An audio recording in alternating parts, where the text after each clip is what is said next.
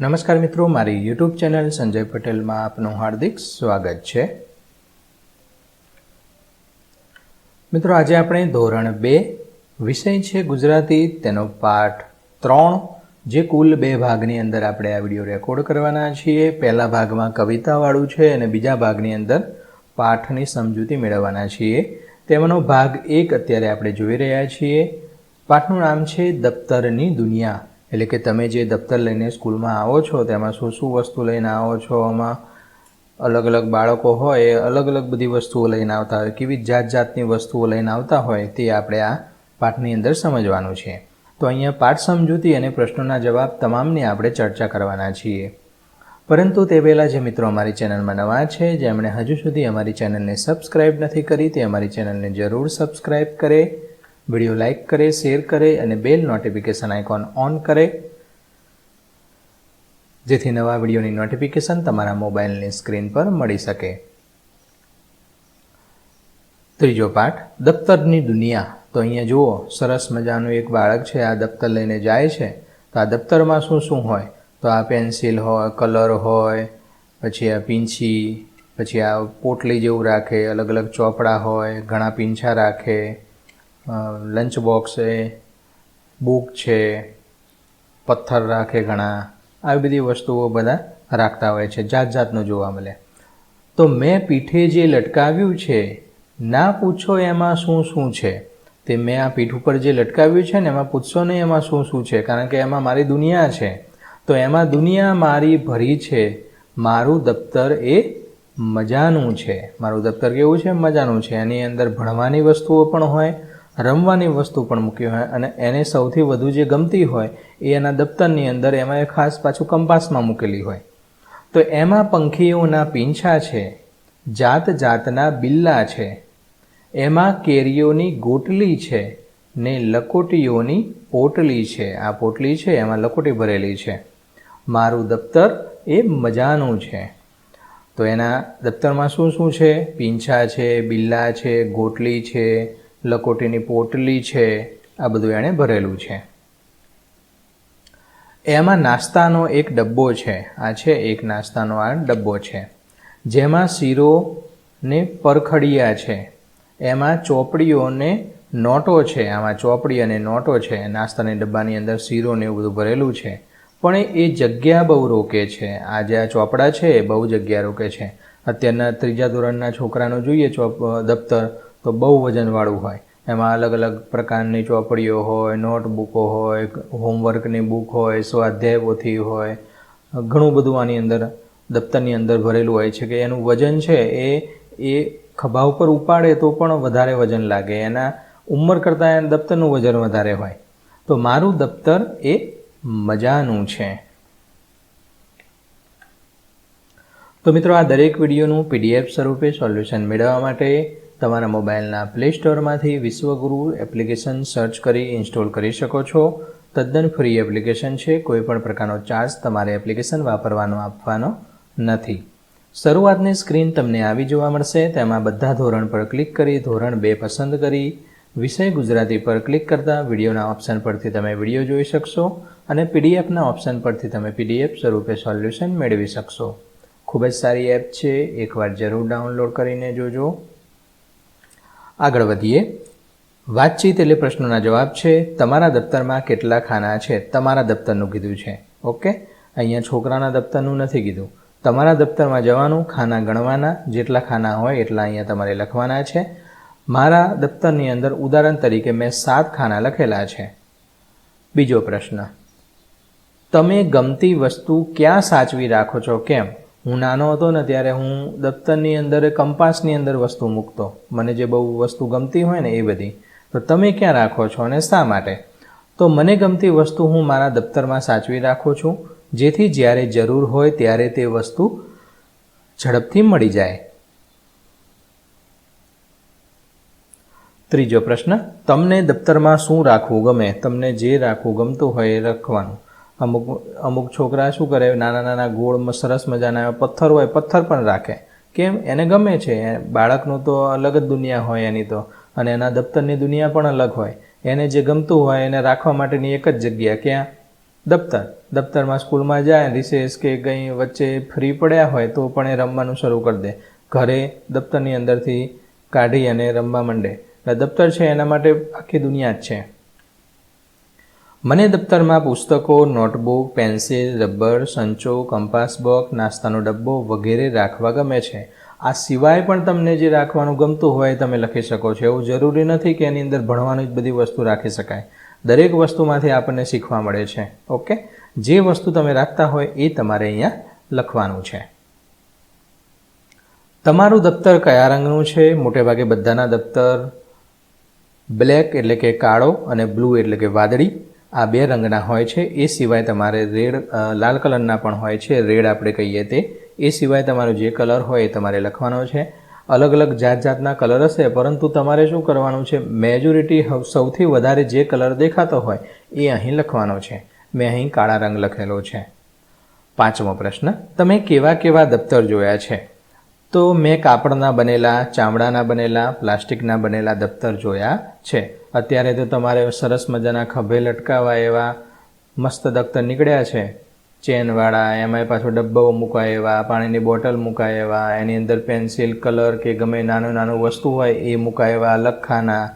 આ બધું અલગ અલગ દફતર નીકળ્યા છે. અમારા જમાનામાં તો એલ્યુમિનિયમની પેટી હતી અને એ પેટી છે ને એ જાડી એવી ઉંચકીને આપણે સૂટ બેગ આવે ને બેગ જેવી, એવી બેગ જેવી પેટી હતી. એ લઈને ભણેલા. અમુક ગામડાના છોકરા શું કરતા, થેલી આવે ને આપણે શાકભાજી લેવા જઈએ કાપડની, ખભે ટીંગાડીને કાપડની થેલીમાં સ્લેટ, એક ચોપડો હોય ને એક બે ચોપડી હોય અને પેન્સિલ પેન હોય સ્લેટમાં લખવાની, બસ આટલું લઈને જતા હતા. તો આવા દફતરો પણ અમે વાપર્યા છે. તમારા માટે તો અદ્ભુત નવી ટેકનોલોજીના બધા અલગ અલગ સુવિધાવાળા દફતરો છે. એ પ્રમાણે ભણવાનું. Okay, next. ગીતના આધારે વાક્ય સાચું હોય તો તાળી પાડો, ખોટું હોય તો ચપટી વગાડો. દફતર મેં હાથમાં લટકાવ્યું તો ચપટી. ખોટું છે. મારું દફતર એ મજાનું છે. સાચી વાત છે. તાળી પાડવાની છે. એમાં રંગબેરંગી કાગળ છે. ચપટી વગાડવાની. ખોટું છે. એમાં અલગ અલગ કલરના અલગ અલગ નોટબુકો છે, અલગ અલગ બધી વસ્તુ છે, લકોટી છે, એ બધું છે. કેરીઓની છાલ છે. ખોટી વાત છે. ચપટી કરવાની. કેરીઓની ગોટલી હતી. નાસ્તાનો મોટો ડબ્બો છે. સાચી વાત છે. તાળી પાડવાની છે. નોટોને ચોપડીઓ છે. આ પણ સાચી વાત છે, માટે તાળી પાડવાની છે. ગીતના આધારે બોલતા હોય ત્યારે સરખા લાગે તેવા શબ્દો જોડો. અહીં મજા તો રજા, બિલ્લા તો ખિલ્લા, ગોટલી તો રોટલી, તરખડિયા તો તળતળિયા. આ પ્રમાણે તમને બંધ બેસતા હોય, પ્રાસ બેસતા હોય એવા તમારે શબ્દો અ અને બમાંથી શોધી અને તેને જોઈન કરવાના છે. ગીતના આધારે ખાલી જગ્યા પૂર્ણ કરવાની છે. મારું દફતર ખાલી જગ્યા છે. મેં અંડરલાઈન કરી હતી. કેવું? મજાનું છે. એમાં ખાલી જગ્યા બિલ્લા છે. કેવા? અલગ અલગ, એટલે કે જાતના બિલ્લા છે. કવિતામાં જાતનો શબ્દ વાપર્યો છે. જાતના એટલે અલગ અલગ પ્રકારના. ત્રીજું, એમાં ખાલી જગ્યાની પોટલી છે તો લકોટીની પોટલી છે. ચોથું, નાસ્તાના ડબ્બામાં ખાલી જગ્યા અને ખાલી જગ્યા તો શીરો અને પરખડિયા છે. પાંચમું, દફતરમાં ચોપડીઓ અને નોટો જગ્યા બહુ રોકે છે.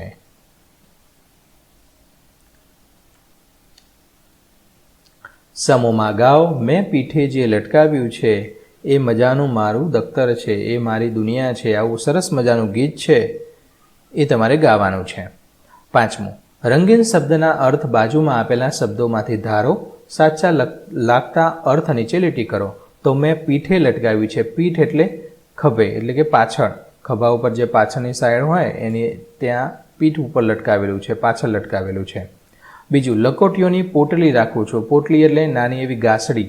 થેલો તો બહુ મોટો આવે એટલે ગાસડી લખીશું. પરખડિયા એક ખાવાની વાનગી છે, તો અહીંયા નીચે લીટી કરીશું. ગોઠવો અને ગાવ. ગોટલી રાખવું, કેરીની સરસ, આ બધું અલગ અલગ થઈ ગયું છે. તમારે બંધ બેસતું ગોઠવવાનું છે.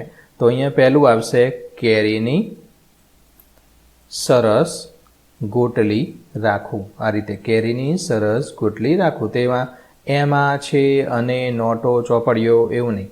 એમાં નોટો અને ચોપડીઓ છે, અથવા તો એમાં ચોપડીઓ અને નોટો છે. આ પ્રમાણે તમારે બંધ બેસતું ગોઠવવાનું છે. છે ભરી દુનિયા મારી એટલે દુનિયા મારી ભરી છે. દફતરની અંદર મારી દુનિયા ભરેલી છે. મારા માટે તો એ દફતર છે એ જ દુનિયા છે. 7મું, તમે ભેગી કરેલી કોઈ પણ 6 વસ્તુના નામ લખો કે જે તમારે ભણવા સિવાય. પેન્સિલ છે તો પેન્સિલનો છોલ તમે સાચવી રાખો, મજા આવે ઘણાને. બીજું, પેનના ટુકડા. ત્રીજું, કાગળના ટુકડા. દિવાસળીની પેટી, લકોટી, કાતર, આ બધું તમે રાખતા હોય. ફેવિકિક રાખતા હોય, ગ્લુ સ્ટિક રાખતા હોય, અલગ અલગ પ્રકારના સંચા, અલગ અલગ પ્રકારના રબર આવે, પેલા બોલ બેટ જેવા રબર આવે, પછી આઈસ્ક્રીમ જેવા રબર આવે. ભૂસવાનું રબર ઇરેઝર આપણે કહીએ ને, એ પણ બોલો અલગ અલગ ડિઝાઇનના આવવા માંડે. અમારા તો ચોરસ આવતા અમે વાપરતા ત્યારે, એમાં ઘસે ઘસીને તો ગોળ થઈ ગયા હોય, નાના હાથમાંથી છટકી જાય ને તોય અમે રબર વાપરતા. અને તમે નાખી દો ને પપ્પા નવું લાવી દો એવું કહો ને. જ્યાં સુધી વપરાય ત્યાં સુધી પેન્સિલ, પેન, આ બધું જ્યાં સુધી વપરાય ત્યાં સુધી વાપરી લેવાનું. વાંચન, દફતર, મારું દફતર, મારું મજાનું દફતર, મારું મજાનું સુંદર દફતર. એક એક શબ્દ ઉમેરતું જવાનું છે અને લખવાનું છે. અહીંયા આપ્યું છે પીંછા, તો પંખીના પીંછા, પંખીના લાંબા પીંછા, મોટા પંખીના લાંબા પીંછા. લકોટી, મારી લકોટીઓ, મારી રંગબેરંગી લકોટીઓ, મારી જીતેલી રંગબેરંગી લકોટીઓ. આ રીતે તમારે એક એક શબ્દ ઉમેરતો જવાનો છે. અહીંયા ઉમેરેલો આપ્યો છે, પણ ઘણી વખતે તમને એવું વસ્તુ આપે તો તમારે એક એક શબ્દ ઉમેરતું જવાનું છે અને લખતું જવાનું છે. ગીતમાંથી 6 શબ્દોનું શ્રુત લેખન કરો. ચોપડીઓ, દફતર, પરખડિયા, મજાનું, લકોટી, દુનિયા. સૂચના વાંચી કાગળમાંથી વસ્તુ બનાવવાની છે. અહીંયા સૂચના આપેલી છે. વિદ્યાર્થી પાસે વંચાવી એમાં શું કરવાનું છે તે પૂછો. વિદ્યાર્થીઓ સૂચના મુજબ કરતા હોય ત્યારે તેમને મદદ કરો. અહીંયા એક ચોરસ કાગળ લો, એટલે કે એક ચોરસ કાગળ લેવાનો છે. તેના ઉપરના 2 છેડા વાળો, તેના ઉપરના 2 છેડા છે એ વાળવાના છે. કાગળ ઊંધો કરો, કાગળ વચ્ચેથી વાળો, કાગળના એક છેડાને ગળી સુધી વાળો, બીજા છેડાને પણ ગળી સુધી વાળો. હવે કાગળને ખોલો, તમારા દફતરના ઉપરના ખાનામાં સાચવીને મૂકી દો. ઘરે જઈ મમ્મીને બતાવજો. એટલે કે આવું એક સરસ મજાનું વિમાન બની જશે. તો મિત્રો, આશા રાખું કે આ વિડીયો છે તેનું સોલ્યુશન તમને સારી રીતે સમજાઈ ગયું હશે. દરેક વિડીયોનું PDF સ્વરૂપે સોલ્યુશન મેળવવા માટે વિશ્વગુરુ એપ ઇન્સ્ટોલ કરો. તદ્દન ફ્રી છે. કોઈપણ પ્રકારનો ચાર્જ તમારે એપ્લિકેશન વાપરવાનો આપવાનો નથી. ફરી મળીશું આગળના પાઠ 1ના બીજા ભાગના વિડીયોની અંદર. ત્યાં સુધી આવજો.